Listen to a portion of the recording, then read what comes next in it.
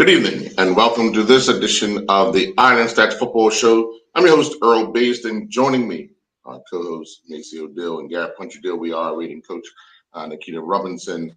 But gentlemen, this evening we're going to be talking about the latest results, but a growing concern.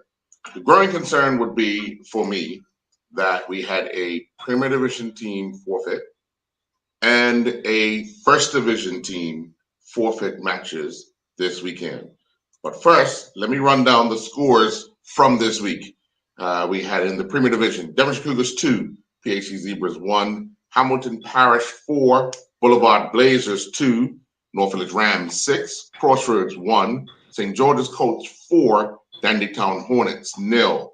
In First Division, Devonshire Colts 1, Somerset Eagles 0, Southampton Rangers 0, Wolves 2, Young Man Social Club 1, and St. David's 2. Well, 26 goals scored in the 7 games that were played. However, the biggest concern has to be the forfeited matches. We are not even a quarter way through the season, and we had a Premier Division team unable to field a team. A growing concern that we saw earlier in the season, we talked about it even during the Dudley Eve competition, and we're talking none other than Robin Hood, unable to field a team to face Somerset. And it's a catch-22 because we talked about Somerset playing Robin Hood just before the final, having an opportunity to go into this game with 3 wins, but getting that extra game. They go in with 3 wins, but they haven't had a third game where Devonshire Cougars played a tough game against PAC in their league match and was able to come out victorious. But let me ask, and I'm going to start with you, Maceo, the fact that Robin Hood were unable to field a team this week has to be a big concern, not just for Robin Hood, but for the association itself. Yeah, it's definitely a big concern, and it's not just Robin Hood's problem. Robin Hood is manifesting the ultimate thing of the problem that's been here for 20 years. Um, I've been an advocate of a restructuring of our football, a holistic restructuring of our football to develop players and to look at how we're going to grow ourselves to the international level. I can speak from a perspective of my time at North Village that I can tell you at North Village, 78%, that North Village has this information, 78% of the players that I coached during that time no longer play football again. So I spent time at North Village from 96 right up to 2010, I think it was. And 78% of those players that I coached over that time that were in our program don't play football again. So we've been losing players forever. We've been losing players forever for whatever reason that we're losing them. Are we not developing them? Is it not entertaining enough for them? Are we not structuring our league correctly? And this is just manifested of it. And this is not new, right? Because it's not new because you were seeing Paget come in the league and go. We're also seeing Vasco come in the league and go. We're seeing BA come in the league and go. This is not new. So this is not Robin Hood's problem. This is a football problem that unless we take the hard stance of restructuring our league, it's going to continuously to get worse. Sure. Well, let me go to Punchy. Maceo brings up a good point. Am I muted? However, what's that? No, I'm going to go to Punchy. Maceo brings up a good point. However, do you think the evolution of being able to see professional football played on a regular basis, Monday through Sunday, and people are trying to compare our football to what they're seeing, has actually hurt the local side of the game? Because a lot of these players are being compared to the professional side. I was very great. I think we talked about this earlier part of the program about these clubs and their actually structure and what's happening in our country altogether. People leaving the country. I've heard some rumblings even that sometimes at PhD guys are not training, younger players are not training. Um, so is it a cultural thing now? What's going on? What's happening? What was happening? I think there's two things we have to look at. I still say that an institution of football, you just can't. It's like the clubs that are surviving here now, North Village, um, PHC, some are still struggling, but the institution of football is being lost, and I think it has to do with our society. A lot of young players are going overseas now. That, So I mean, a couple of months ago, I heard there was something sent to us that why Robin Hood are there because a lot of the young players are overseas, and so I think that's also a case study. Mm. Um, it's really hard because it's hard to lead. It's but we have to look at our whole structure of our culture now. You know, I don't know those where I were got cut off. You right. Where you did I finished? get? Huh? Yeah, you went to you. I thought you had finished. Oh, okay. Did I finish before Yeah, I yeah. Yeah. You lost finished it? before you got cut And off. yeah, Okay, right. and look at and also you look at the people that have come to the games now too. The diehards that come, the family still it was in Bermuda where you come watch your grandsons and your sons play, but that's dying off too. Mm. So really, what's going on in our country is something for us. It's a case study of what's going on, what happened to Robinhood. And again, I'm going to repeat myself. I thought we were talking about this a couple of months ago. What would happen when Yeah, players are not showing up? And it's just gonna it's just a turnover that Robin Hood are gonna be like BA or they're gonna be like Vasco. Look what happened to Vasco. mm, And I think we're gonna see a lot more of that. I think we'll see more and more of that. sure. Well, let me jump down to Coach Kita. Good evening, Coach. Clearly, it's got to be a growing concern. I mean, you've heard from Macy, you've heard from Punchy, but we saw this as the season, even in the Dudley Eve, where their numbers were dwindling and having to use older players. And then we also talked about the fact that if they picked up injuries, it was going to be a problem for them. And here it lies this week. They're unable to field a team through injuries. Throw away the fact that they had players away because we knew that. So, injuries and work commitments, they're unable to field a team. So, what would be the biggest concern for you for a team like Robin Hood, who were only, 5 games into the season or forfeiting?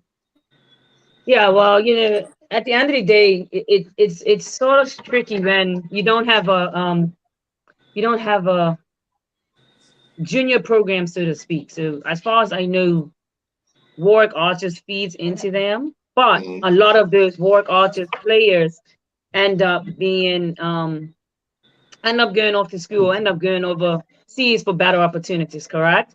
And so at the end of the day, what they done a few years ago is they had the Antoine Russells, they had the Tamika Gooders, they had the Legion Simmonses, they had these players that was sustaining the team, right? Now there's players inside, you know what? We're going. Coach left, they're kind of left an empty vessel. You got Figueredo, who's what? Probably about 51, 52, having to play in girl, not he had to play in girl. Then you know that it's a problem.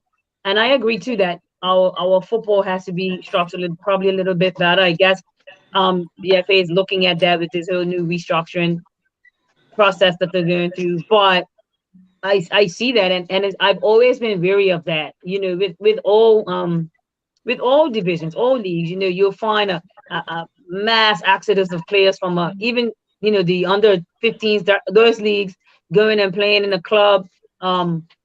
And not enough football, and COVID has hit us hard too, right?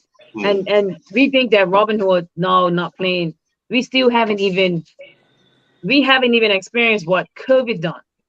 We sent the children inside, we taught them on cameras, we had them doing individual skills, we did all that kind of stuff.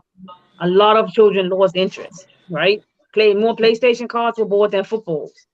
So at the end of the day, there's still a generation that's going to be lost. We just haven't experienced it yet. Yes. Yeah. Okay. Well, Macy, I want to ask you this question because I think it's vital that we understand this. You often talk about when you coach North Village. What were the distractions with football outside of the country while you coached North Village, as opposed to today? Well, when I say distractions, I'm talking about the opportunity to see so much football. Because we're talking how many years ago?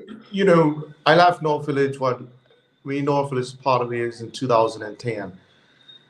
And I can realize, I knew that there was a shift in people's behavior, that you had to make football more entertaining. It was something else competing with football. For instance, you was down to the triathlon and the excitement of what that looked like, how it was organized, how, you know. No, I'm actually talking. What I'm talking about is the opportunity to watch as much professional football at the time to compare to now. Because if you look at it, we could draw a reference to what we've grown into in different sports.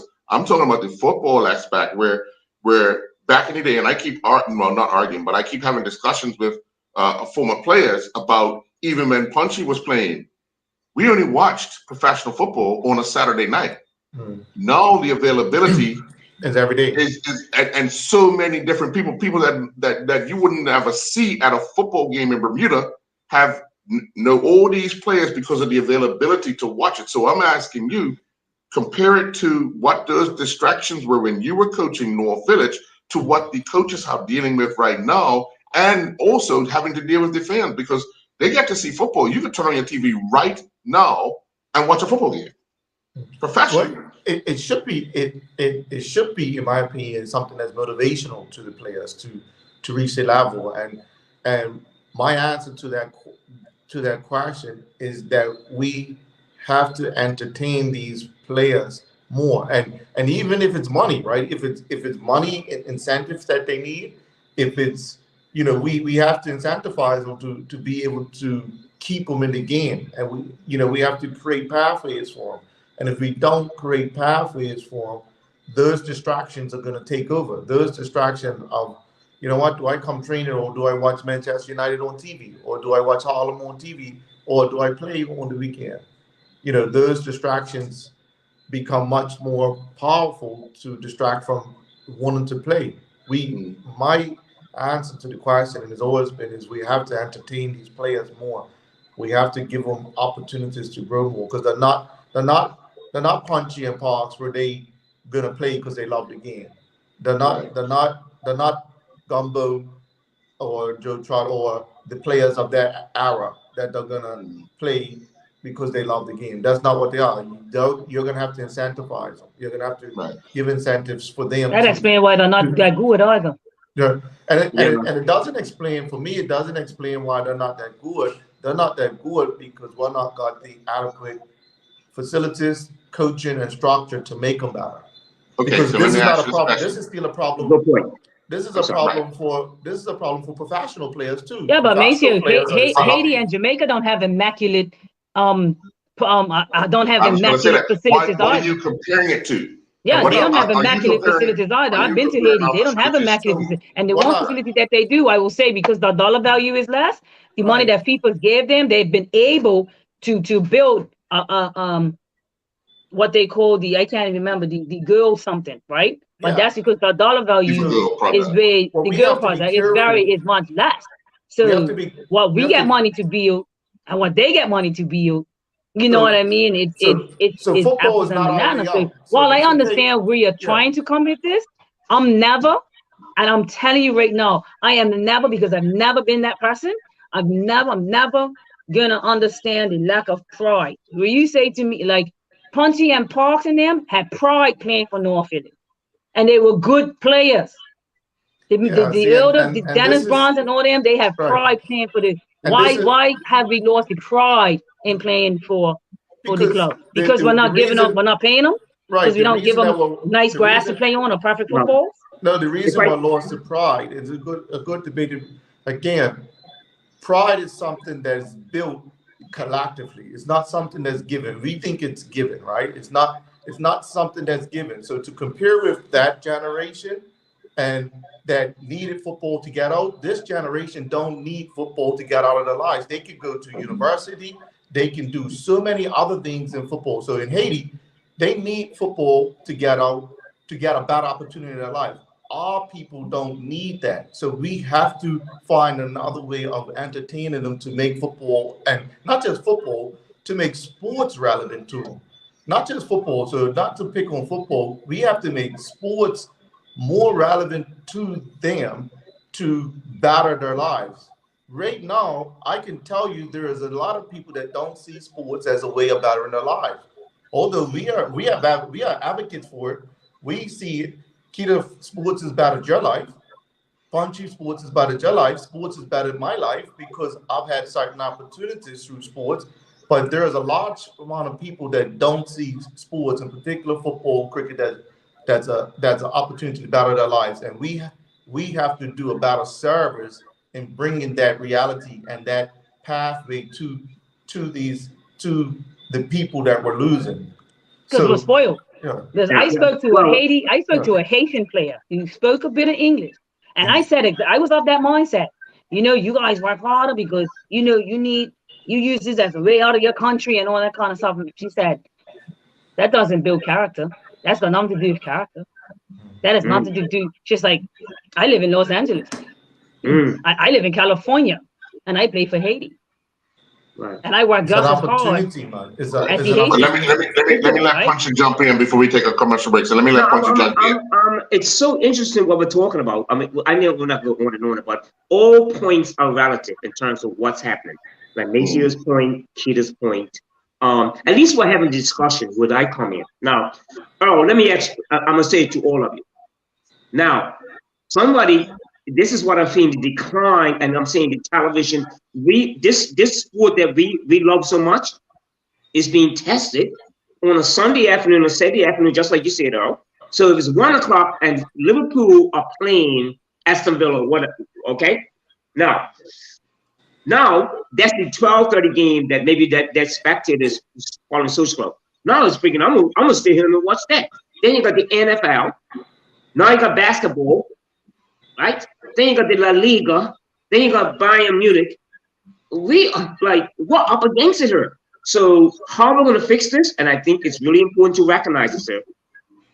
The body's got to come together. We've got to think, well, how we're going to attract people to come to watch us play, because we're up against it. So somebody on a Sunday afternoon would stay, and the games is a late game. Liverpool playing whoever, Manchester United. They can stay here and watch that. They don't come watch Norfolk and PHC, even though they're die-hard PHC people. So we're up against it, and I think that's what's happening. I think that's part of the problem. That's the only part of it. But that's the point I'm making. That's the point I'm making. Punchy, when you were playing, they didn't have that option. No, they didn't. That option wasn't there. So they came and watched PHC in North Village because people were starving for football. Exactly. Right? Now they're starving for football and they're watching professionals, but then come to an amateur game and want the same type of stuff. It's very yes, exactly. It's very difficult. It's a difficult, because even the players that are not showing up for training, they stay there and watch. They gonna stay. I ain't gonna train. I'm gonna watch. I'm gonna watch Aston Villa play FA Cup. It's happening. I'm hearing these conversations. Right, I'm like, you're telling me the guys are not showing up for training? That's something that, at least, what we're talking about the show, trying to find out why this is not blue. You go to Sums It Up there. When I went last year, Sums It Up there we were playing Sums on a Thursday night, right? I think the game was 8 o'clock. Mm-hmm. They might have been watching Sky News more than they come to that game.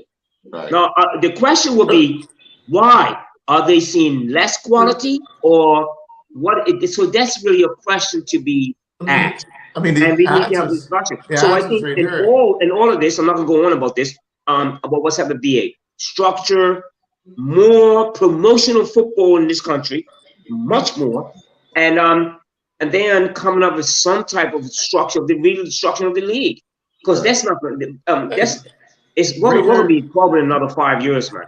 Just the last point, right here on the show, myself, Keita, we, and even people I know, we're limited in the games that we go watch. because of the entertainment or the lack of entertainment factor. And we want to do a service to the sport by doing the show and doing, analyzing stuff and creating a buzz and creating something that people can. But let me ask you, Maceo, what are you comparing it to? Because you can't compare Bermuda football to what you see between Manchester City, Manchester United, Liverpool. No, you can't compare that. I am not silly enough to compare to that. I'm comparing it to what's local and the lack of entertainment that I get from watching the game and the lack of respect that I see that's not there. Without a doubt. Yeah, I agree with that. There's a lack of respect all the way around. Even if I talk about a club that's not changed its makeup since 1960, for whatever reason, the club ground and the field is not anything different than it was at 1960, and that's a lack of respect towards the development of the game from everybody. Mm-hmm. Everybody has shown a lack of respect. I got tired of seeing players out there that the jersey don't fit them. I don't like seeing players out there that jerseys don't fit them or players out there that can't control the ball. So me, as a purist of football, do I go to a game and get myself angry and watch it because I like it and I can laugh at it? I see people laughing at it. I can't laugh at it because I like this sport too much. So I'm not comparing it. I'm not silly enough to compare it to Manchester United. I know we're not there. We're not putting in that time. But we're not even to the level that we need to be ourselves domestically to what it used to be. We're not even to that level. And me analyzing why we're not to that level, I know why we're not to that level, because clubs are not developed themselves to the point where they have to develop. And I'm not kicking anybody because there's volunteers out there. They're not changed their way how they deliver the game. Coaches are not stepped up their game to change the way how they develop the players. I see people want to win a PB game. We haven't changed the structure to develop and to make the game entertaining and to make the players good. We haven't. And you know me, I've been an advocate. I've been outspoken at my own club. I've been outspoken in the public. We haven't changed the makeup of the game to entertain people that actually love the game.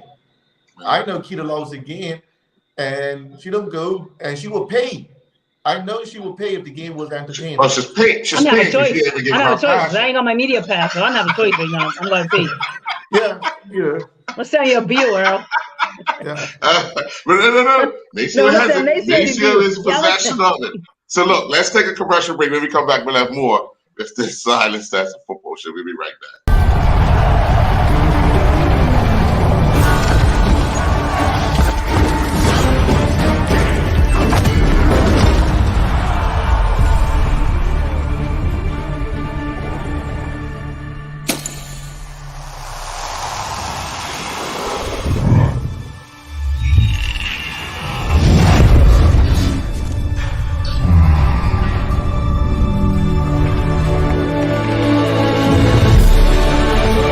Putting down the weapons.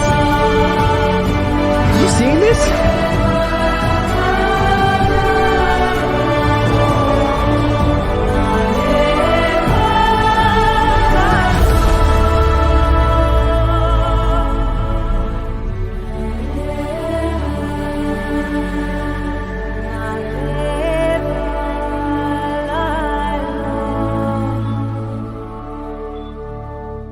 Welcome to the new bulk store, Lindo's Next Level.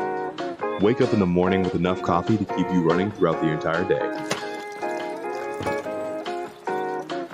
Your pet at home deserves the best. Stock up on dog food to keep your puppy happy. Need a quick, tasty lunch at home? Your chicken nuggets will be jumping right out of the freezer. What's a movie night without popcorn? You can never have too much. Lindo's Next Level. Why go anyplace else? I'm also thankful and grateful because my greatest value of my life is my legacy. But why I do it?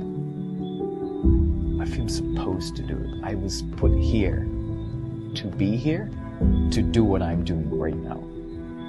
Once I see somebody moving, it's the greatest joy for me. There's a little person being born. I am thankful that people have given me the trust, for me to empower them, from my players to my family to friends. And that's what I'm thankful for. I'm thankful that people have allowed me and trusted me to be in their life.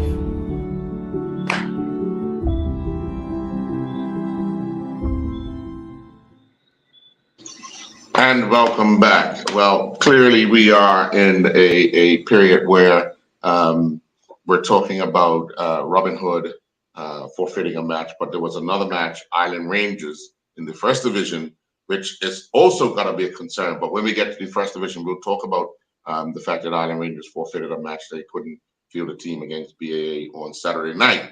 But let's get to the matches that actually took place on Friday night out at the Devonshire Recreation Club.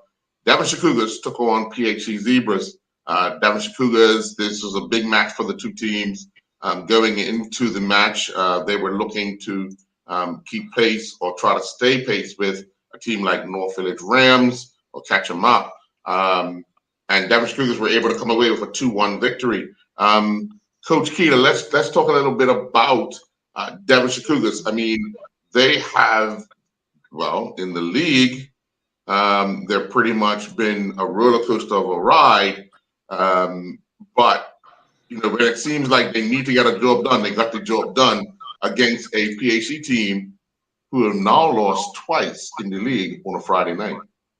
Yeah, Cougars is just in a good space, right? And Cougars are doing whatever it takes to get across the line. I believe they've probably beaten everyone now, right? I think they've at least had a victory against all the teams in the league. And so now, they found what it is that they need to do. Obviously, tactically, they're not leaking a lot of goals. So defensively, it's working for them, and they're scoring goals. And I think they're just going into matches very confident. I think they're going into matches very confident. I go across a few times and they're training, and it looks like a very engaging training session. And I think they're just enjoying the football right now. I'm not going to speak to the level of football. I think we spent enough time on that. But Cougars right now just have the better of every team and have gotten the better of every team. And I think they're just enjoying the football, and they're continuing to do what works. They're continuing to do the right things.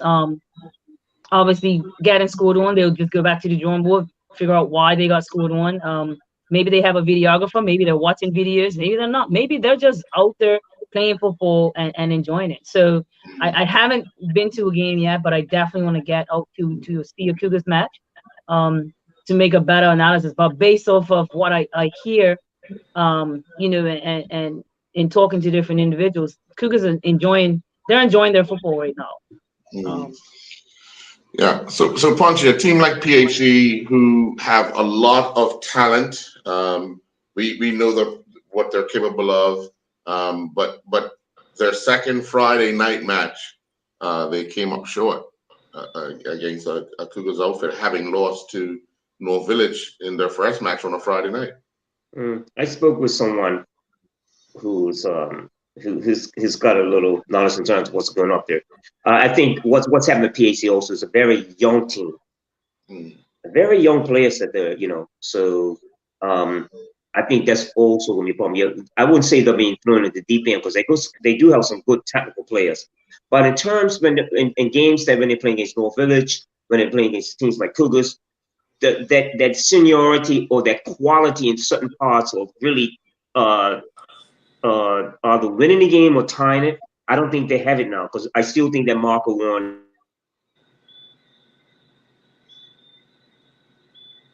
Okay, I think his internet dropped out. So Maceo, let's talk a little bit about the two teams. I mean, top half of the table.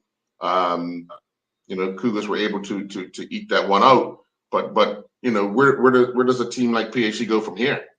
Oh, PHC, here's an important factor. I watched the game the other night. PHC, every Friday night, they lose the service of Paul, the transfer, Paul Simons. Yeah, he's due to his religious beliefs.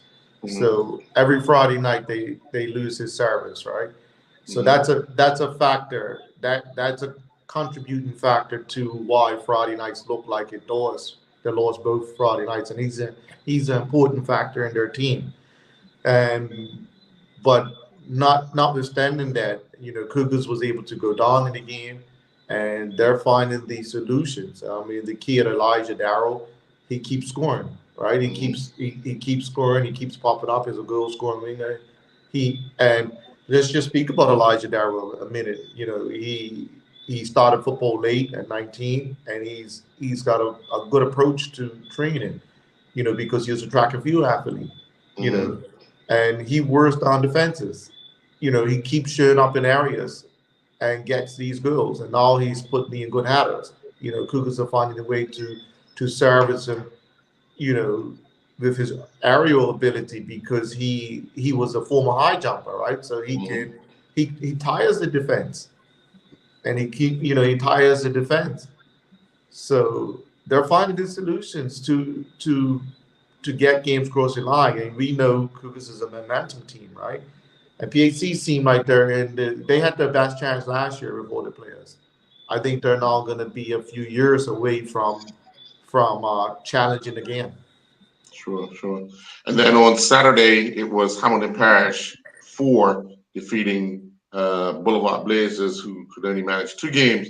Punchy, let me jump right to you. A team like Boulevard traveling to St. George's on a Saturday afternoon to face Hamilton Parish. You often talked about what will happen with Hamilton Parish when they have to face these tough teams, but now they're at home and they managed to win 4-2. Your thoughts on a team like Parish playing Boulevard?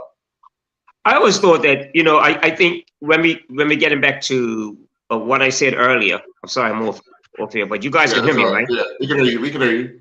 Okay. I think what we're looking at now is 4 teams. I'm saying this, I gave this a good thought. I've thought about this quite a bit. 4 top teams, 40 top teams in this league now. I'm going to name them. There's Devonshire Cougars, I think it's us, and then there's Norfolk, which I still think I've got some questions about them. And then there is St. George's, and the next I put in it will be PHC. Right? Because we do know Dennytown's going through problems right now. There's a whole lot of stuff going on there that I've heard about. So Cougars, getting back. Drop off. Because he wants to talk about Devonshire Cougars. He's like my team dungeon. He was like Cougars. He wants to get his feet in on the Cougars. Every time he says Cougars. Coach Keeler, let's talk. Looking at, clearly, this game here, the Parish Boulevard game, had to be a statement for both Joma and Goda as coaches of their clubs. It was important that one of them came out with a victory, and the fact that Hamilton Parish was able to come away with the victory. How does this now set Hamilton Parish up for a run to Christmas? Because they struggled for a little bit. They're in, they got knocked out of the final. They lost twice in 1 week to Somerset. Big disappointment. But now they pick up a big win at home, especially at home against Boulevard.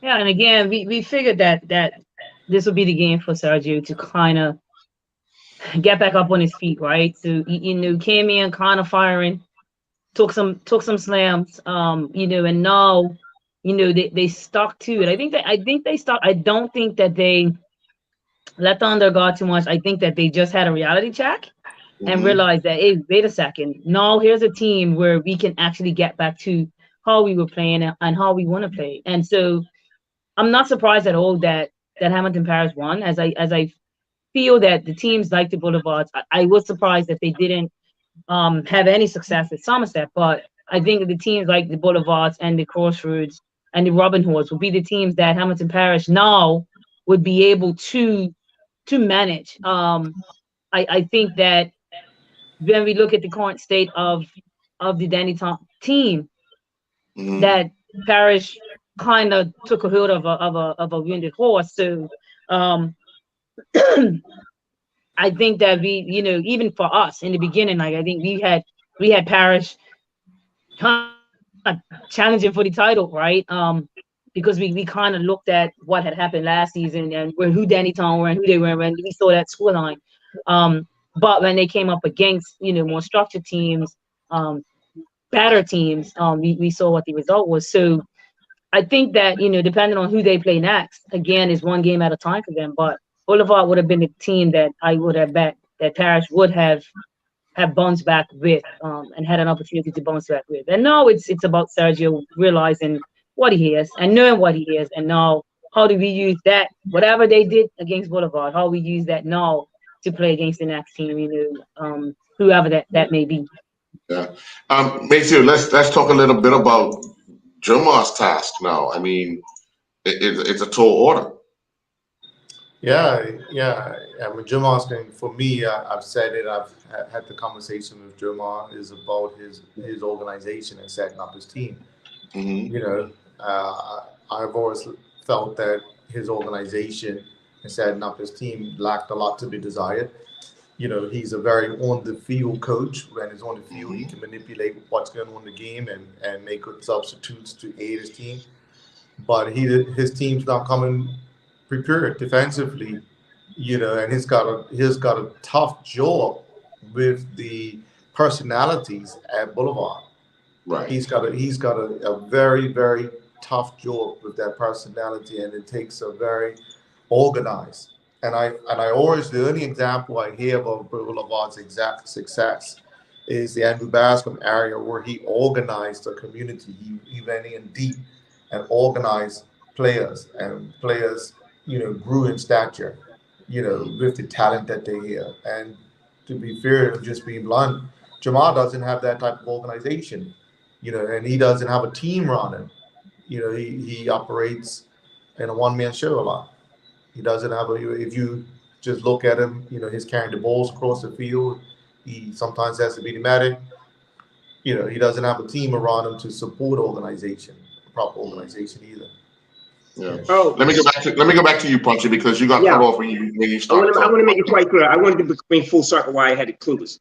Now, you were talking about Hamilton Parish. I think Hamilton Parish is one of I told 4 teams that I think in this league, right? I did say that. Hamilton Parish about 5th or 6th, because they're not gonna. It's already been proven that I don't think they're gonna beat on any given day. They're gonna beat Norfolk. The game against Norfolk, I thought they were in for a chance, but I thought that the finishing of Norfolk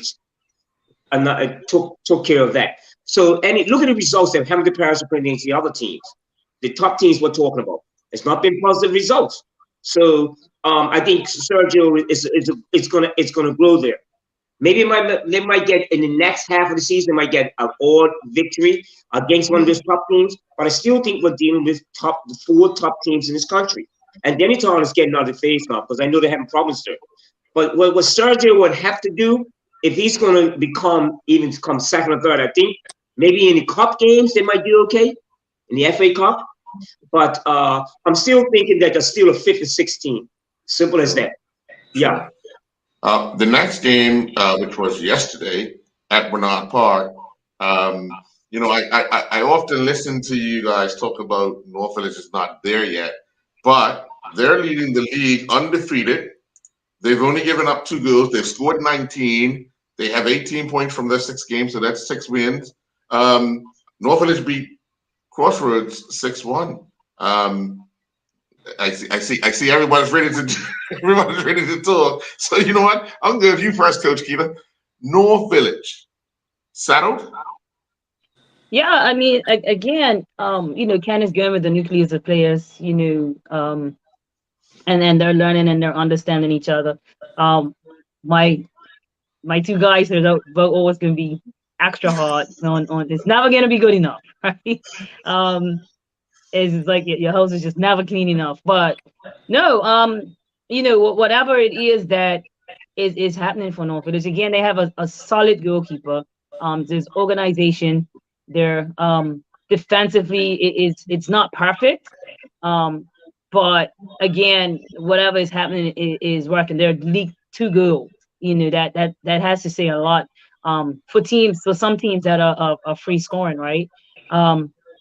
And then attacking wise, I think what's happened is that players are understanding a little bit more about their rules and what it is that they bring to the team. And again, it's far from perfect, right? And it's probably not the greatest of quality of football. I did watch them play. I mean, I watched them play against Robin Hood, which really wasn't much of a competition for them. But I did see a lot of good things in that Robin Hood game. You know, they could have kind of just taken it for granted, but I could see the style of football they're trying to play. I could see, you know, who they're looking to go to and who are the playmakers in there and things, people are making things happen. So, you know, I think Kenny wouldn't be overly excited about how they're playing football right now, but again, they're getting the job done, and they're not just sneaking by getting the job done. Again, you know, we haven't played. I think St. George's is our last game. And do we have to play Cougars in the league as well? Yeah. I think Cougars and St. George's. So, you know, Yeah. tougher tests to come. You know, tougher tests to come. Yeah. So Maceo, I know at the beginning of the season you were talking about Sergio and Gumbo as contestants for the job for North Village down the line. But it seems to be going all wrong for Gumbo at this time at Crossroads. I mean, you know, you're struggling with still trying to do some certain things. I watched the second half yesterday, and at times, you know, still trying to play out the back. You're already down 5-1, and it just seemed a bit strange that they wouldn't even try to do a little something different. But your thoughts on a team like Crossroads? Yeah, they're always going to struggle. I mean, when Crossroads were doing well under the Moroccan, they was playing from back to front.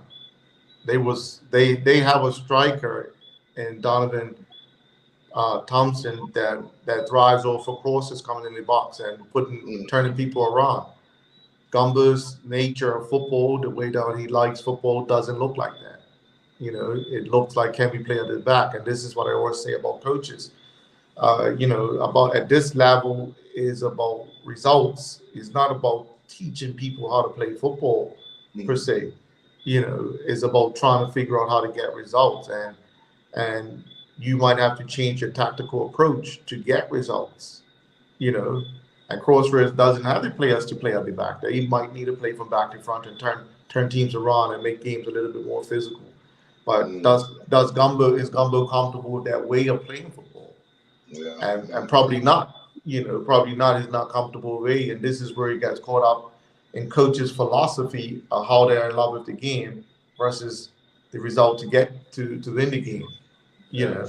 No, I'm going to actually ask Punchy, because when he would have gone to St. David's, he would have had, and I wouldn't say less talented, but the players. Yeah, less talented. Yeah, less talented. I'll say it. You know what I'm saying?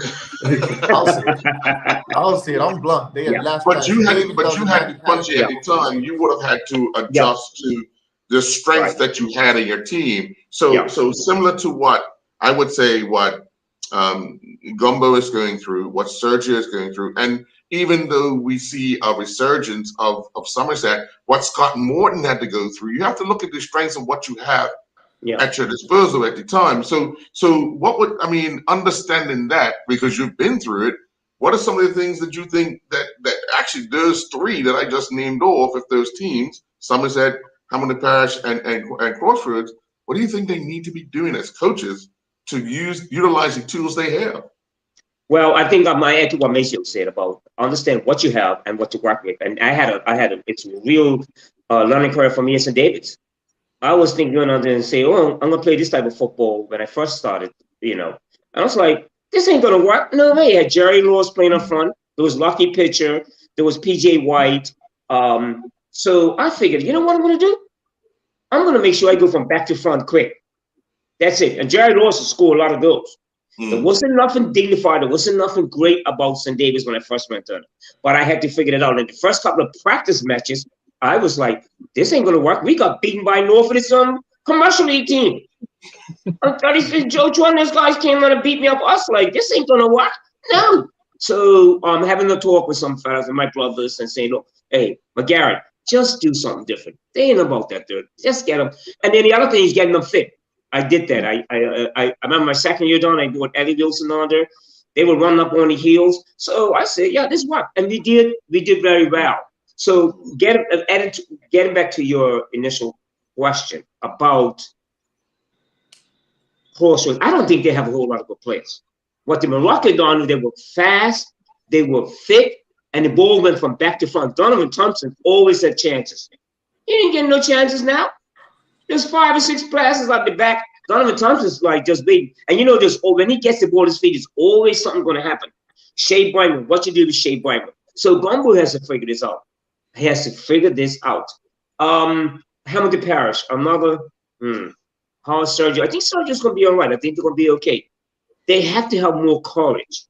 Sometimes you know where you are. Say, listen, fellas, this is where we are. I still think that Hamilton Parish in the FA in the games that matter, like the FA game, I think they're going to be okay. In the league, no, they're not going to. No, I think they're going to be 5th or 6th. Simple as that. Can I just remind everybody? We were talking about Crossroads this time last year. Yeah. And they managed to go on a run in the second half of the season and stay up. So let's actually, because Gumbo came in at the latter part of last year. It changed the philosophy. It changed a lot of stuff, but they went on that run. So you know what I mean? Some things like that could happen again. Well, that would depend on how he decides to change the philosophy of the team and his mindset. Yeah, you just can't have Donovan Thompson. If Donovan Thompson was playing for me, I would make sure that ball gets him a lot quicker, for sure. Yeah. And he had a lot of possession in the second half. What I saw yesterday, it was just that every time he got the ball, it was him by himself, and North Village collapsed on him. He doesn't need a lot of possession. He needs the ball coming in the box, and he shoots it. He doesn't need a lot of pass defense. Yeah, it's just like I was saying about Thomas. Run cross guys. Right. I think it's Thomas' philosophy. 2 wide players, 1 center forward, balls wide, quick, balls down the line, balls in. It ain't gonna be enough fancy. Right. But I think that's what they're lacking. Those wide players. And I think that's what's happening. I think they have to change the ideals of football and the people that they have at their disposal. Otherwise, don't have a problem. Dominant club historically in Bermuda playing football like that. Yeah. The most dominant club, they went the farthest in the CONCACAF playing football like that. Yeah. And then I didn't hear Maceo. What do you say, Mace? When they were playing a successful club playing that way. Over the top, allowing your players to run it. And Maceo, I'm glad you brought that up because I had to talk about that. They dealt with percentages. I talked with Kyle. Balls up front faster. So why is it that I think that could work for at Crossroads? Ball up over into the opponent's half quicker, and then push up harder. Half they can't score. Yeah, push up. It ain't gonna work. It's just not gonna work. I'm sorry, but I think Gumbo has come to the realization now with Jomar, with Boulevard. It's a little different story. He has these crafty players, but it's still not set up defensively well. They're too open. It's gonna take some time to develop that, and they're still lacking in departments in the Boulevard too. They lead goals, Yeah, plenty of them. The final Premier Division game of the weekend was St. George's Colts defeating Dandytown Hornets 4-0, and we've all heard everything that's going on at Dandytown behind the scenes and so forth.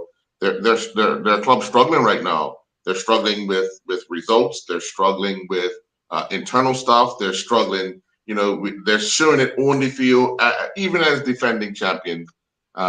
This is not how they would have wanted anything to go.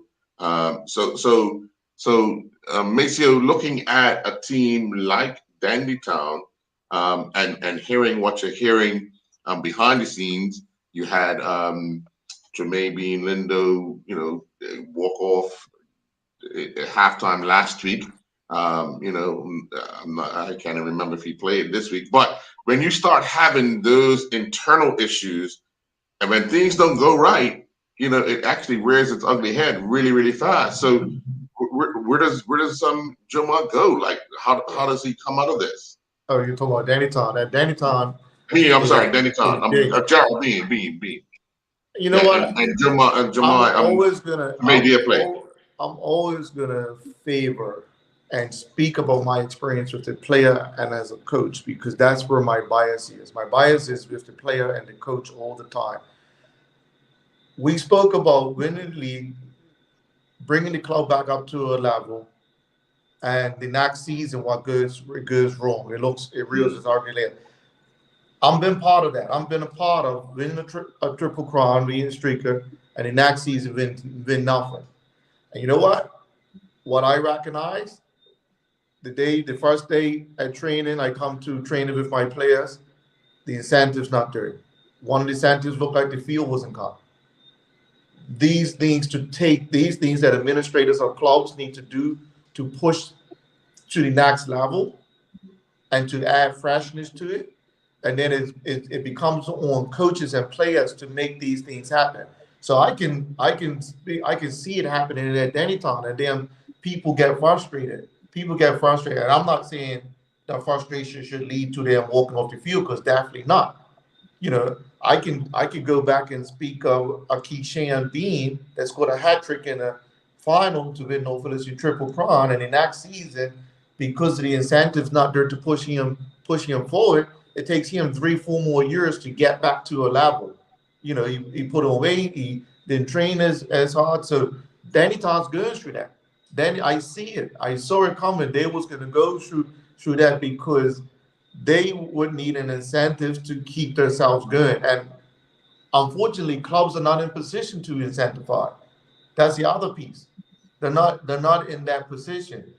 And just small incentives. I'll talk about North Philly, the incentives. I went on the field and I see they put up new nets. That's a small incentive for players because they're doing something a little bit. They just put up new nets. They got Ray up behind them. Right. That is such a trigger for a player. It's such a trigger for a player, just those small type of things. And Danny Todd's just in a space right now, right? I would have hoped that the field would have been ready for him now. If the field was ready for him now, that was a new incentive. That would have been a new incentive for their players to say, okay, we got a new field. We want to protect our home. We want to do stuff like that. But they're just in a spiral, and then now it's going to be left on the players and the coach to try to figure this out. Let me jump to Coach Keita. Coach Keita, you look at a team like St. George's coming off a loss to Devonshire Cougars. There was a lot of talk about that particular game. They would have been disappointed, and now they come up against a kind of a wounded Warrior, the defending champions. But St. George's want to get back to kind of winning ways, and was able to do so, winning 4-0. What does this do for their confidence in their season? They're riding on confidence, though. Even after the Cougars match, they would have sulked a bit for that. They would have sulked a bit about the loss. But again, they got the quality in there. They got 3 English players and a Spanish player. Who are now they got the Q and Girl. So they got some quality in their team. Players that very recently were playing at a high level. So they're now definitely going to go on a run, and I still don't see. I mean, Cougars proved us all wrong, but I still don't see who's really going to stop them from continuing on in the vein that they're in. And they did catch a Dandy Town who just came off of a 3-2 loss to North Village, who are obviously going through something. I don't know what it is, but they are going through something. I heard some of the show is really low. I don't know why I could really hear you guys, but I heard some of what Mason was saying as far as incentive and stuff. But I mean, they've been training at Berkeley for years, and I know that the field's being worked on, and I agree that there are incentives, and again, that's where we go to the pride and all that kind of stuff. So whatever is happening within the club, they have to figure it out, and figure it out soon. Because now they have a big target on their back. But St. George's right now is in a very good space. And of course, winning, puts you there. Their fans are plastering them all over status. They have, that's part of that incentive stuff, right? They got the St. George's community has always been tight knit. So, St. George's people are for St. George's. So, they are gonna have. That's something that they're gonna have, and now that they're doing well, I can guarantee you that more fans are coming out. That community is now right behind that team, and they're excited about what they're seeing. And again, it's sons of the soil. Everybody's like, wow, Jonte not playing for Jonte's Clay's son. Jonte's not Gumbo's son. It's not Ralph's son. It's Clay's son. He's a son of the soil, right? So at the end of the day, they're excited to see that their own Cash Blaze, their St. George's people, they're excited to see their own are doing the job. It's not nobody that they ran and board. Yeah, that's this is St. George's people and a St. George's team, and they're playing right now for friends and family.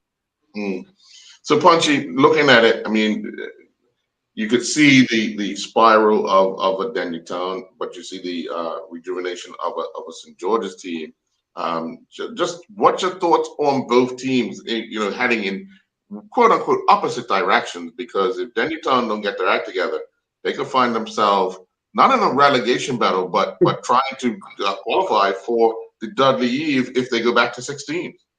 I'm so glad that I'm glad we're having this discussion. I think Maceo touched on incentives.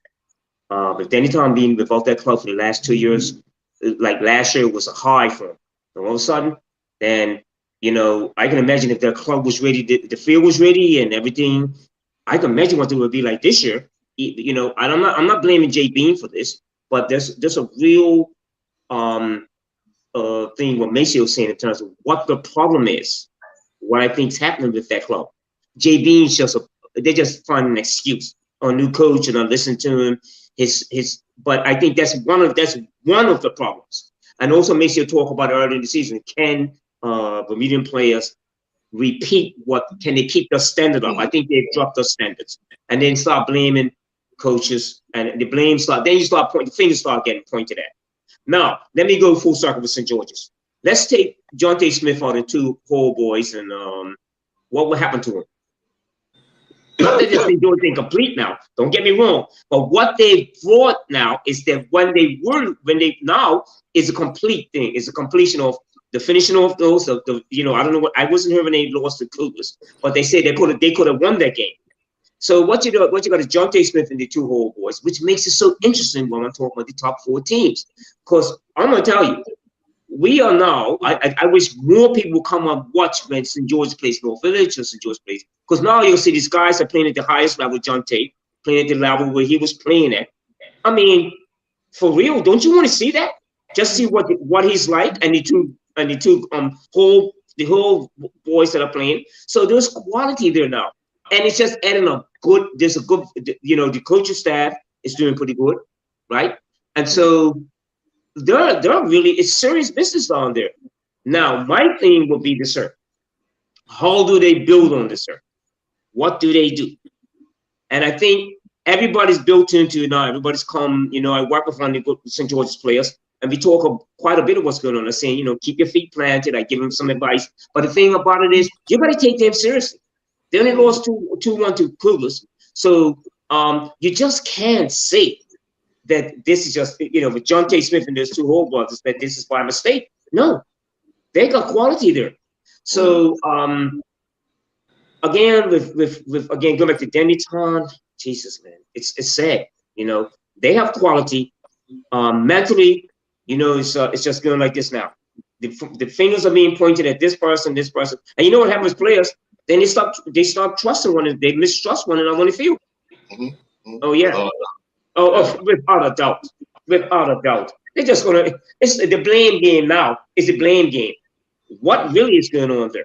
Because they do have quality there.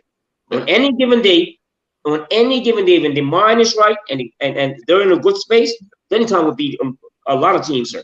So that's my take on those two teams. Yeah. Well, Maceo, on your point, yeah, they would have loved to have been at their field, but it doesn't look like it's going to happen this season.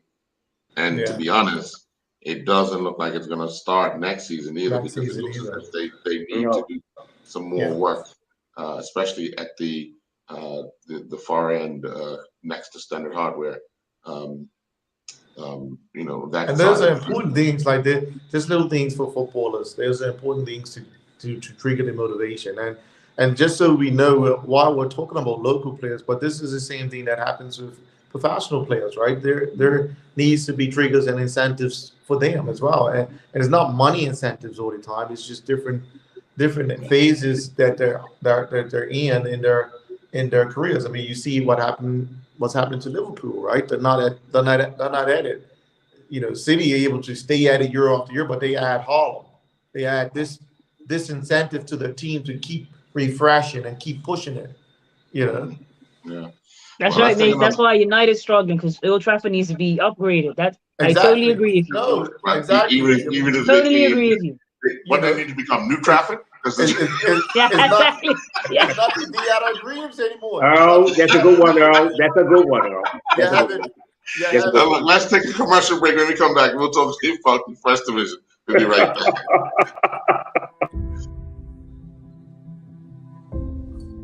I'm also thankful and grateful because my greatest value of my life is my legacy. But why I do it?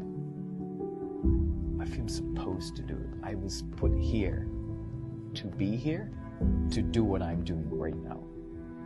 Once I see somebody moving, it's the greatest joy for me. There's a little person being born. I am thankful that people have given me the trust, for me to empower them, from my players to my family to friends, and that's what I'm thankful for. I'm thankful that people have allowed me and trusted me to be in their life.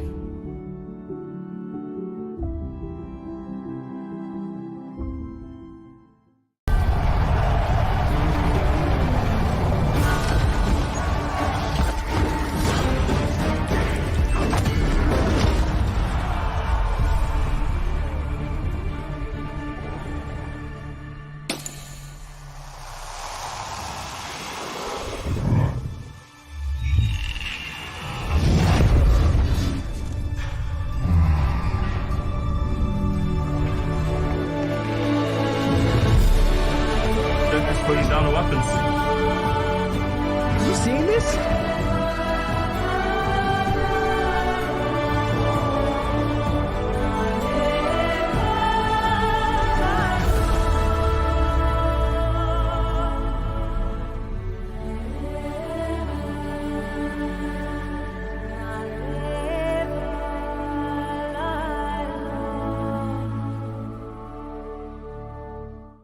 Welcome to the new bulk store, Lindo's Next Level. Wake up in the morning with enough coffee to keep you running throughout the entire day. Your pet at home deserves the best. Stock up on dog food to keep your puppy happy. Need a quick, tasty lunch at home? Your chicken nuggets will be jumping right out of the freezer. What's a movie night without popcorn? You can never have too much. Lindo's Next Level. Why go anyplace else? And welcome back. Let me just bring Punchy back in. All right, so let's turn our attention to the First Division. On Saturday, Devonshire Colts were able to edge Somerset Eagles 1-0 at Police Field. Devonshire Colts now moving up the standings. We talked about the fact that Ray had missed the first game and having just being able to be there, you could see a little difference in the team in the way they're structurally set up. So Punchy, a team like Devonshire Colts, just doing enough to get by a team like Somerset Eagles. And let's bear in mind that Somerset Eagles had given up a number of goals. They had given up 19 goals going into the game and only had scored twice. And no points from the 4 games that they had played going into this one. But Devonshire Colts were able to eke one out and really put themselves now in a position of a promotion battle, because they have 9 points and the Leaders Social Club have 13. What's going to be for Somerset Eagles? First of all, for Somerset Eagles, turning my attention to Somerset Eagles. They got quite a bit of young players that came from Somerset. I think they were late transfers. So yeah, they have an injection coming in after the break, but yes, I mean they've already dug themselves a hill. Yeah, I think they're struggling with quality because of course they got Jeremy. Jeremy's up there coaching them.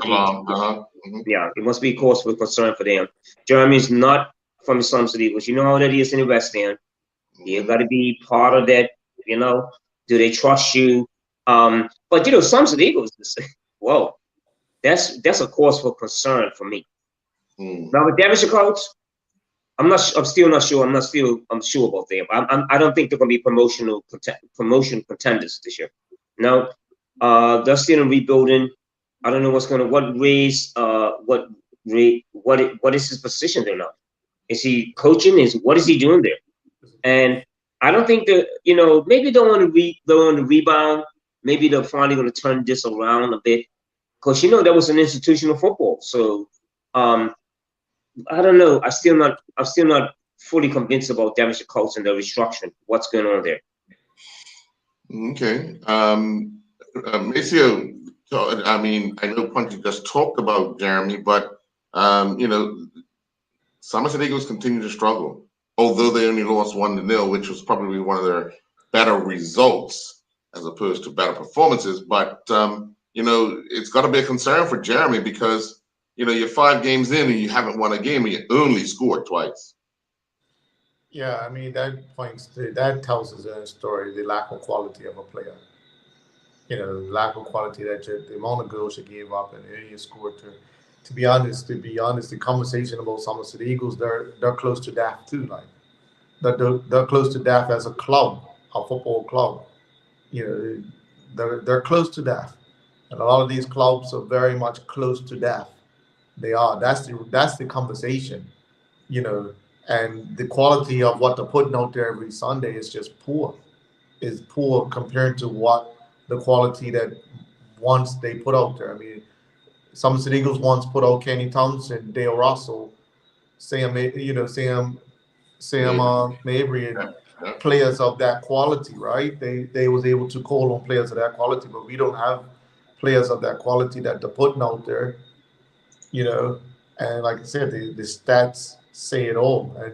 And Devonshire Colts is a club too. I mean, good thing they're rebuilt that youth program and they got some coming, so that could sustain them. But they have they're for 30 years, Devonshire Colts have been too good for the second division and not good enough for the first division. That paints his own picture. If you're too good, you're not stabilizing yourself anywhere. So there's no development, no growth happening. We already know we called them the yo-yo team for years. We'll call them bridesmaid.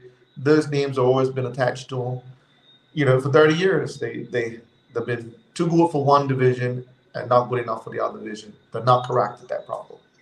Mm-hmm. Yeah. So Coach Keita, I mean, you have Ray, who's coaching Devonshire Colts. You have Jeremy Salam, who's coaching Somerset Eagles. But both these guys were together not too long ago, working with Devonshire. Well, Salam was under Ray at Devonshire Colts. So what do you think Jeremy needs to do to kind of change a few things at Somerset Eagles? At least score a goal a game to bring that rate up. I'm lost for words. I'm gonna lie. How you fix that? How you fix that? It's quality, guys. It's just quality. We have to call it as it is. It just doesn't have the quality players. I think it was Maceo that said a couple. It's not even about whether they can pass, receive. They can't move. Yeah. Right. Colts will probably have cause for concern because teams have been scoring at Rio against Somerset Eagles, and they only managed to score 1 goal. Hey, it's 3 points. I get that, but I think that they would have wanted to take Somerset Eagles, as everyone else has. But it's scary when I hear Maceo say that. He said, I think a dying club is still very good. I turned everything up. I tried fixing it during the break too, but yeah, a dying club, that scares me. That really scares me. And I know that there are other things out there for our young people. Somerset Eagles are going to struggle because they don't have a youth program.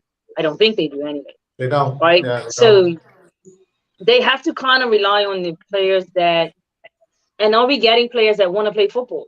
So before you can kind of rely on those players that's not making the Somerset team, not making the PHC team, not making the Rangers team. I want to play football. Guys are just not going to play football. It's that simple, right? And there are other things out there. My son, I think, is going to start playing again, but he was quite content not too long ago. He was playing golf and cricket, right? But he does miss the social part. He goes and watches his team play, and I get it, right? But that's my son. There's others that's just not gonna play football, and they're not. I don't know what training's like. You can't tell me that guys are showing up ready to go for Somerset Eagles at every training session. And we want to get better because we don't want to lose games. Well, it's funny because it's funny because the players that are not playing right now, waiting until November 15th, 31's training the most. Oh, so he has got players coming in after the break. Yes. Well, yeah, I think they have about 5 or 6 players. So that's a point that you bring up, right? Not gonna. Here's a point that you bring up that's a structural concern for mine. We have lack of players, but we prevent players from playing until November 11th. And we need players to play. Can we not readjust what the transfer system, the transfer market look like so we don't eliminate players playing? Like, we need players to play. We actually cannot afford to have players waiting to November 11th to play. That doesn't work for us. So even if a Robin will maybe have players that are transfer, whatever, we have to structurally fix that everybody that's available outside of injury can play. Like, we're the only country in the world that prevents a player from playing. What no other country does. Are you 100% sure? Are you 100% sure of that? Look, Ray Course, England. If you transfer, this is your transfer time. Well, okay, we're not talking about the professional world. Are you 100% sure of that? Yeah. So right. So when you look at and we have to start taking advice from people that do something better than us. So in the transfer market across Europe, here's the deadline for the transfer market. If you don't meet that deadline, you play for this club. If you do meet it, you play for this club. Versus we give you an opportunity to be late. We give you an opportunity to be late, and then we prevent you from playing. We need you to play. We should not have a player. So what's the penalty? What's the penalty for being late then? Well, don't allow no lateness. Just don't allow lateness. This is when you transfer. So maybe they transfer. So think about what they do in England, right? Think of what they do. The transfer deadline is a month into the season. So it gives the attitude, okay, if I'm not working out for that club, then I'll transfer. But as soon as I transfer, I can play the next day. So instead of giving us a lateness and saying you can't play because you're late and here's a fee you pay, why don't you just say the transfer deadline is end of September? So a player that says, you know what, I thought I wanted to play for North Village. It's too much players down here. I'm not going to be able to play for North Village because I ain't going to get a game. I'm going to go play for Social Club. I can transfer and go play for Social Club, and I can play the next day after that transfer. Okay, so let me give you this scenario. So we can't eliminate players. Hold on. Let me explain. What happens to a player who is unsure which team he or she wants to go to, but with the late transfer allows them to see what's going on and then decide which team they want to go to? The answer to that question is just shift the season starts September 1st, shift the transfer deadline to September 30th. So that month of unsureness, he can still transfer and then go play. Don't eliminate this player from not being able to play the game. So just shift the deadline. Shift the deadline rather than making it a late deadline and then you can't play. We stop eliminating our players from playing. So we know there's probably 20 players out there right now that's waiting and chomping at the bit to play. Come November 15th, they'll hit the ground running. They're hitting the ground running. So I'm saying, why stop them from playing football for 2 months, September, October? You know, what's stopping players from playing football that we need them to play? So the bottom line to that, hold on, but the bottom line to that is that's constitutional. So who can change the constitution? Change the constitution. The clubs. Who can change it? Who can change the constitution? Clubs. Okay. Clubs. Stop sleeping. Clubs. Stop sleeping. And I'm always saying, stop sleeping, clubs, and make decisions that are good for football. Stop sleeping. And this is where my criticism comes in. Let me just explain why I asked you to say that. I know. Let me just explain, because a lot of people blame the association. A lot of people blame the association for the rules and regulations. Yeah. But the people that make the changes are the actual clubs themselves. And this is, I'm not here blaming the association because I know how the system runs.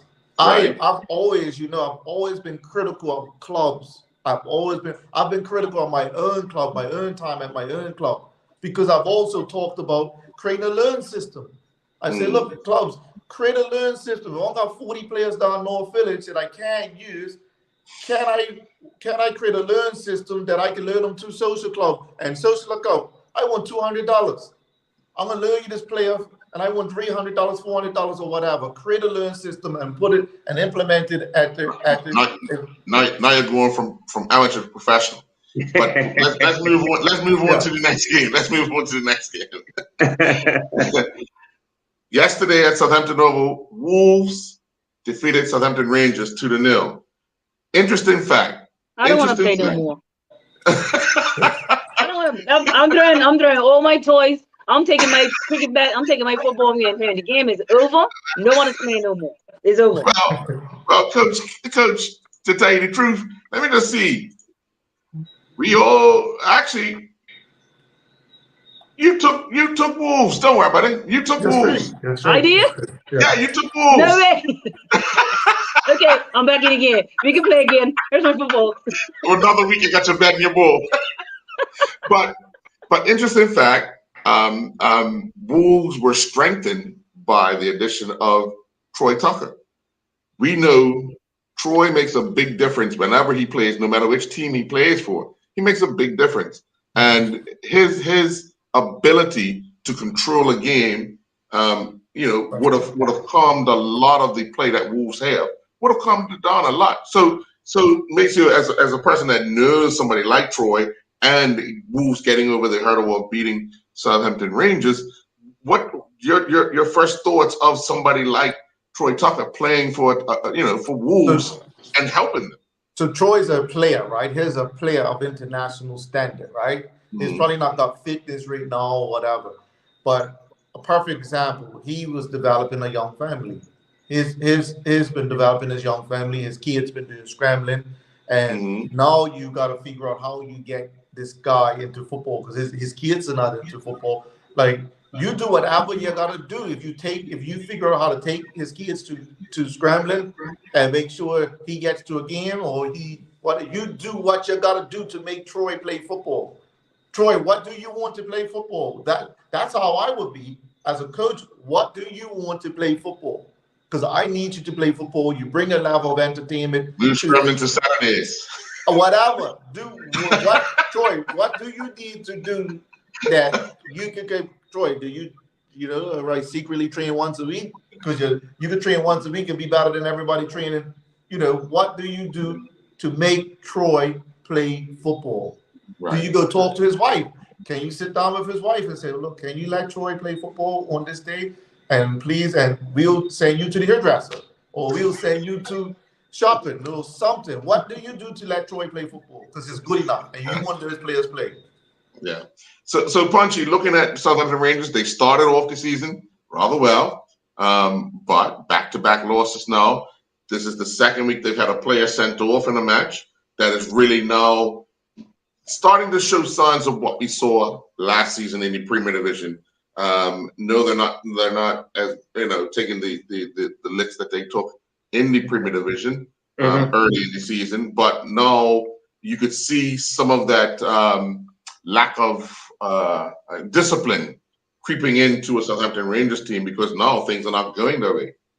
Yeah, a typical. That's you put it all in one way. Yeah, a lack of discipline, and who's coaching them. As we always talk about, let's see when everything's looking good, they're getting some good results in the beginning of the season, then let two bad results come. Let's see what the mentality is there. Who's coaching them?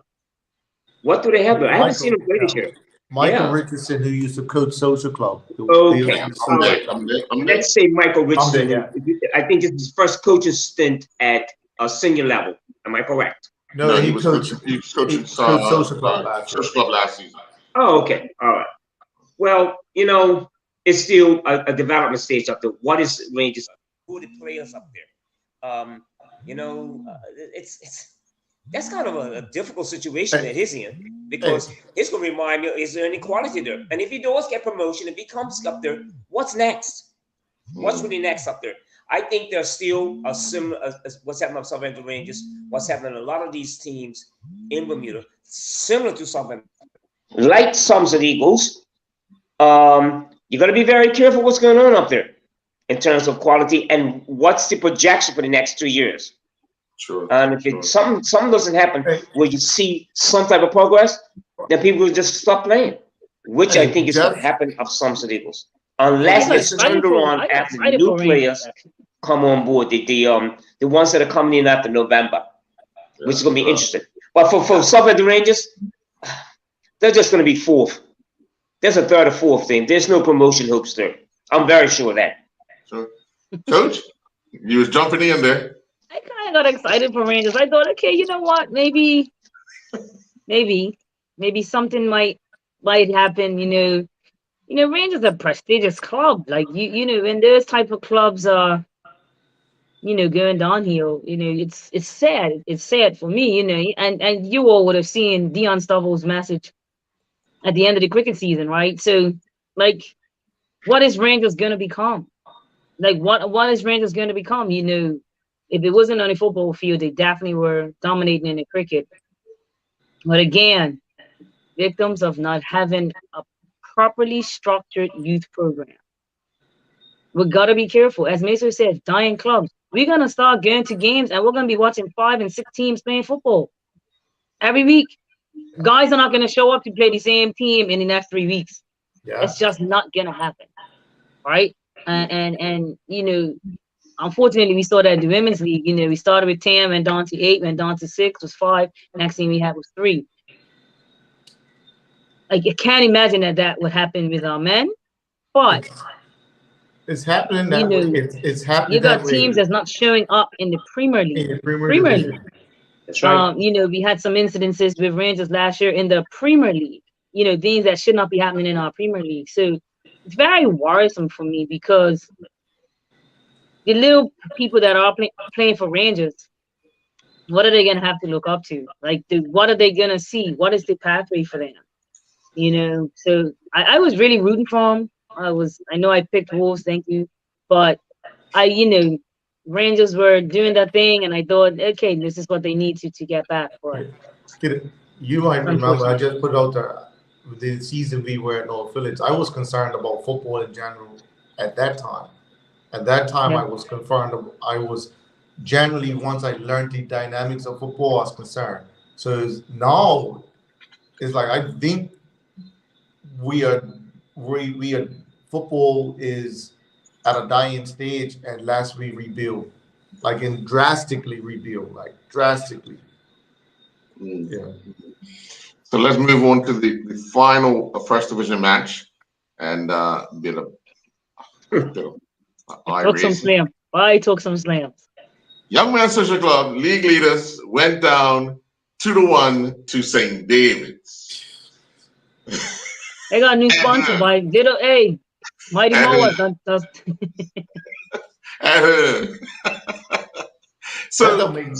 just don't make no sense. So let me ask you, Coach. Here you are. You got a team that's riding high. You're leading the league. You've played the team that everybody said would wipe out everybody. You didn't lose to them, but you come up against the St. David's team. Do you think Social Club been in this with the wrong frame of mind? The players. Sure. And we'll go in with the understanding. Well, see, St. David's had a lot of rest too, because they've only played 2 matches. Right, so right. They've had a lot of time to train and a lot of time to and it's funny enough, I was down there on Thursday evening and I was kind of watching this, and they looked, they was having a good old time. And hey, let me tell you something, I have a lot of respect for them because I'm almost certain they were training under one light. And if the ball was going over by the nets, cricket nets, it's dark. That's where the one light is, but it's shining over on the other. And I'm like, this is pretty impressive. I'm pretty spoiled. I train at BFA on our national stadium where I have a full field of lights. And these guys out here training with one light, right? And I mean, and they were working hard. They were getting into it. And I saw who this ass. I was like, good session, coach. So I could see that they were up for it. And they were hungry. St. David's were starving. They wanted to play football. They couldn't wait to play football. And that's what happened. Social Club would have gone on there it's St. David's. It's nothing. You know what I mean? It's be a walk in the park. but they were ready for him, and I took some slams. Why are you so hard on us? Why you think we can't win? It's not about Connie, you know. I'm like, I'm just talking about football. But I was asked today, did you pick us? I was like, no, I didn't. But good job, very good. Owens and uppers from her, buddy. Well, this show is incentive for people, right? I'm realize how much my son's calling me from the UK all the time about when it's a show. So it's incentive. The criticism and the analysis is incentive, for people. So this is part of an incentive, right? To analyze, Right. And I would guarantee St. Davis like, well, I'm gonna shut them deal people up on that shit, right? They think they know about football and then football. I'm gonna shut them up. I'm like, yeah, well, good, all the best, because we're still gonna pick who we're gonna pick. So all the best. All the best. So, yeah. We're gonna take our final commercial break. And when we come back, we're gonna look at our picks from last week, play of the week, and the matches coming up this week. We'll be right back. Welcome to the new bulk store, Lindo's Next Level. Wake up in the morning with enough coffee to keep you running throughout the entire day. Your pet at home deserves the best. Stock up on dog food to keep your puppy happy. Need a quick, tasty lunch at home? Your chicken nuggets will be jumping right out of the freezer. What's a movie night without popcorn? You can never have too much. Lindo's Next Level. Why go anyplace else? I'm also thankful and grateful because my greatest value of my life is my legacy. But why I do it? I feel supposed to do it. I was put here to be here, to do what I'm doing right now. Once I see somebody moving, it's the greatest joy for me. There's a little person being born. I am thankful that people have given me the trust, for me to empower them, from my players to my family to friends, and that's what I'm thankful for. I'm thankful that people have allowed me and trusted me to be in their life.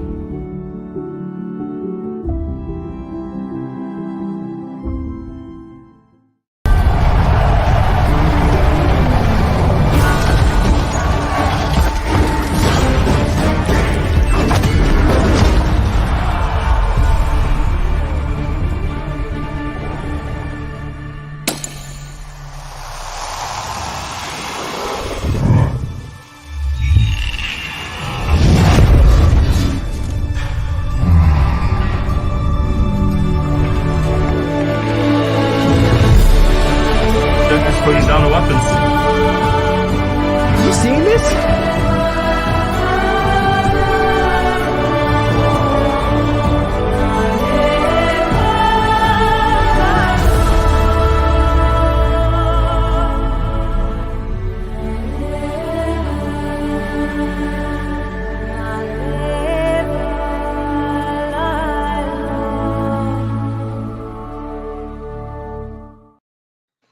And welcome back. Well, let's jump into the picks that we had from last week. We started off with the Friday night match between Devonshire Cougars and PHC. Of course, we know Devonshire Cougars won 2-1. Punchy Maceo and Coach Kita, you all picked Devonshire Cougars. I actually picked PHC, so you all got a point there. For the Saturday match, Hamilton Parish, myself, Punchy, and Coach Kita picked Hamilton Parish. Maceo picked Boulevard Blazers, and Hamilton Parish won that 4-2. North Village, we all took North Village to win, and they beat Crossroads 6-1. We all took St. George's Colts, who defeated Dennytown Hornets 4-0, and we all took Somerset Trojans, who, as we know, won by a forfeit 3-0 victory over Robin Hood. And then in the first division on Saturday, Devonshire Colts edged Somerset Eagles. We all took Devonshire Colts. BAA and Island Rangers, Punchy, Maceo, Nikita, all took BAA. I took Island Rangers. I should have known better, but they didn't show up. So, yeah, you don't show up, you can't win. So, of course, you guys get the extra point. Southampton Rangers versus Wolves. Myself, Punchy, and Coach Kita picked Wolves. Maceo, you picked Southampton Rangers. And then, of course, the Social Club St. David's match, none of us gave St. David's a chance, but they actually ended up victorious 2-1. So this week I had 6, Punchy had 8, Maceo had 6. Coach Keeler, you thought you'd done there? You got 8. You thought you'd done there, but you got 8. So overall, right now, I'm at 33, Punchy's at 32, Coach Keeler's at 31, and Maceo, you are on 29. So that's where we stand right now. There is a match on Thursday night, a league match, and it's Boulevard and Robin Hood, and we've already all selected Boulevard to win that match. It would take place on Thursday night, the night before the holiday. And then on the holiday, Friday, Devonshire Cougars take on Somerset Trojans in the Dudley Eve final. And Punchy, I'm going to start with you. I'm picking Cougars for that. Yeah. I really am. I think they're going to fold on this one. I'm going with Cougars on this one. Okay. Maceo? This might be one of the ugliest, lopsided defeats in a final that we might see, because it's amazingly enough the game's out the rack. So that's going to favor Cougars. Yeah, Somerset. It'll be interesting if they can get this game across the line just so they can be a force and they can have some momentum. I mean, I'd like to see that, but no, this is. I mean, I think Cougars is just going to blow them off the park. Okay. Both teams coming in Cougars. with the ministry. No discussion needed. I've actually taken Devonshire Cougars myself. Okay, and then over the weekend it is FA Cup weekend. I'm pretty sure. And Southampton Rangers, once again, face Wolves. Maceo. Long as Troy is playing, Wolves will win. You're not sure, though. You're not sure. Jesus, they better go have a conversation with somebody, man, to make sure he plays. Wolves, long as that. You're going to go with Wolves. Okay. Coach? Yeah, I'm good with Wolves. I'm actually going to go with Wolves as well. I think the lack of discipline right now for is starting to show. Yeah, so I'm going to go with Wolves. Punchy? I'm going with Wolves. This is full house right here. Yeah, I'm going with Wolves. All right. So, Coach Keeler, you're up now. St. David's host Devonshire Colts. I'm going St. David. I'm got you, Lugo. I'm going St. David. Hey, it's going for hard.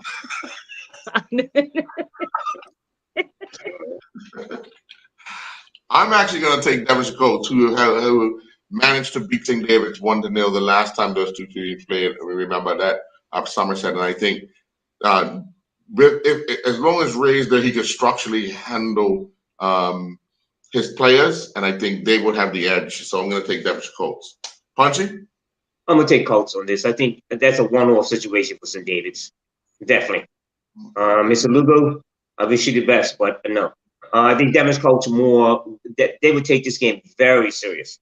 Very serious. And I think I'm going to pick Devonshire Colts to win this. Okay. Maceo? Yeah, man. St. David's can't get up 2 weeks in a row. So Devonshire Colts. Wait for that result, shit. Yeah. Well, let me know, St. Davis. Lugo, you got Coach Keeler. You got Coach Keeler in the corner by herself. Got you, Lugo. Right. Next match, Tough Dogs take on Somerset Eagles. Boy, oh boy, oh boy. No, I'm not first. I'm first. I'm first. I'm not first. For this match, I really, really and truly believe that Somerset Eagles will claim their first victory of the season in all competitions. So I'm going to take Somerset Eagles. Nope. Punchy. Nope. I'm against you on that one. Nope. This is one of those things, them guys come out playing. They know what to do. I'm picking Tough Dogs for this one. Okay. Maceo? Usually I get out there and watch a little Corona game once in a while just to see who's playing, who's out there. Jeez, man. And trust me, some of the better players are going out there. Yes. That don't feel like training or whatever. Right. Yeah, but Somerset Eagles are gonna have to admit this. But Somerset Eagles gonna be Tough Dogs. They're not gonna do that. Yeah. Coach? Somerset Eagles, bro. Tough My Dogs best friend's gonna be mad at me. Man is gonna put some licks in me, but don't give easy. All right. Ready, Punchy? Yep. BAA versus Paget Lions.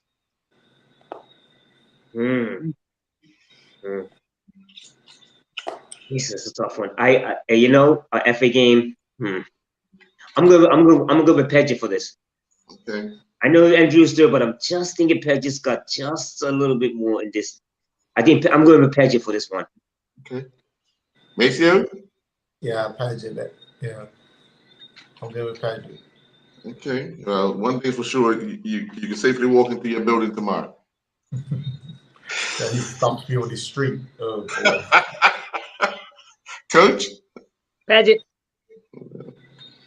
I think with the inclusion of Dion Stovall being available to play for Paget now, actually improves their chances of going for the remainder of the season undefeated if they can keep their defense together. So for that, I'll take Paget as well.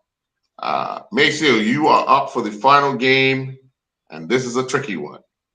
Footy Kings versus Young Man Social Club. So for the Kings, it's got Ralph playing, they got Keyshawn playing, they got some players that can actually play. It'll be Social Club, man. They'll just be Social Club for this. They'll be Social Club for the sake of it. Oh boy! Just for the sake of it, they'll beat Social Club. Okay. I'm taking 40 Kings. Coach? I'm going 40. Okay. I honestly believe, following their loss to St. David's, their embarrassing loss to St. David's, Social Club's going to want to make a statement. And why not make it a statement against guys who were playing in the Premier Division a season or 2 seasons ago? So for that, I'm going to take Social Club. Punchy? I think I'm gonna add to that. I think they're gonna bounce back. I think they're more the guys at 40. You know, even if the score is 2-0 at halftime, I think Social Club's gonna come back and beat. They're gonna run out of steam. I'm going with Social Club on this one. Okay. All right. Yeah. Well, there we have it for the FA Cup picks. Last week we picked. I just want to bring up some. Hold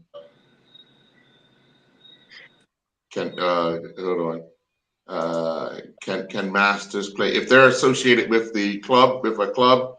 Yes, as long as they're associated with the club's affiliated, they can play.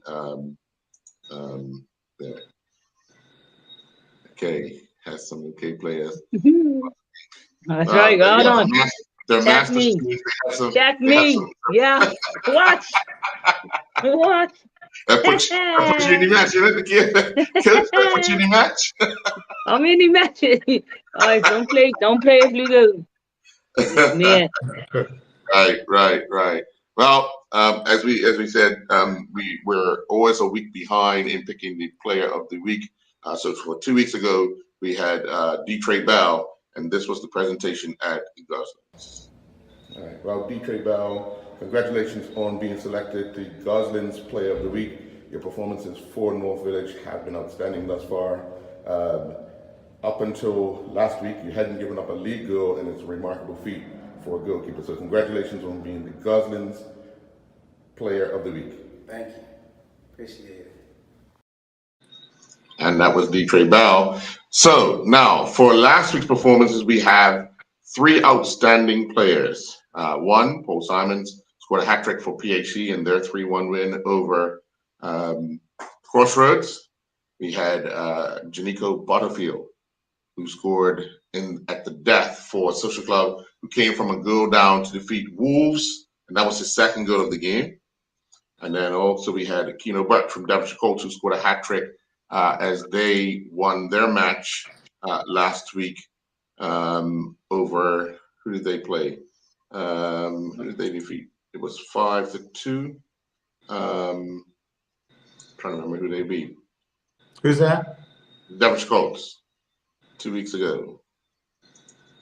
They defeated Southampton Rangers. Yes, they beat Southampton Rangers. So with those three players named, I'm going to start off with you, Punchy. Who would you give the nod to for Player of the Week? Paul Simons, Janico Butterfield, or Keno Birch? I'm going to go with Paul Simons. Okay. All right. Maceo? Yeah, definitely Paul Simons for me. He scored a hat trick. Yeah, definitely Paul Simons. Yeah, for me. And his hat trick was against his former team as well. Coach? Yeah, I go with Paul.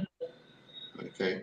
So even if I pick the other two, it ain't going to make a difference. So we want to congratulate Paul Simons on being named the Gosling's Player of the Week for last week's performances throughout the league. And we look forward to the matches this week and this weekend. And we want to say, we want to send our condolences to the Rayner family for the loss of Alden Rayner, a stalwart in Southampton who had helped to build that club to what it is. And earlier, Coach Keita, you were talking about what Southampton Rangers used to look like. And, you know, Alden was a major player in a club atmosphere, both football and cricket. And we want to say condolences to the Rayner family. So, folks, don't forget, on Friday, it is the Dudley E final. Although I picked Cougars, come on, Trojans, give us a game. Give us a game. Give us a game. Hopefully I get my media pass by then. Maybe I can come. Well, I tell you what. Go break into his house right now. Well, How do you want mine's still good. It still works. I can say It's still valid. It's still valid, is it? But the problem is, right? Coach Keita ain't got hers from the person that I gave it to. I've never had it. I've never had it, Uncle Punchy. I've been paying to play. I've been paying to go to these games. I gotta come in there and talk. You know what I mean? You guys get to go. I have to pay to go. No, when you get to the game, just tell them you're. I'm gonna pay to do a job. I'm gonna pay to do this job. You're about to hear something, so hold on. Go ahead, Macy. What were you saying? I've been down our house enough times too. That's the truth. That's the truth. Don't eat my mama's food not too long ago. When you get to the game, just say you're working for Island Stats. That might work against them. That really might work against them. Y'all didn't want to talk all that nonsense about my team. I ain't had no problems. I'm good. I'm good, man. Well, let me just say thank you very much for joining us this evening. We'll be back next week, Sunday, with another edition of the Island Stats Football Show. Enjoy your night. Thank you, guys. Good night. Thank you, guys. Thank you.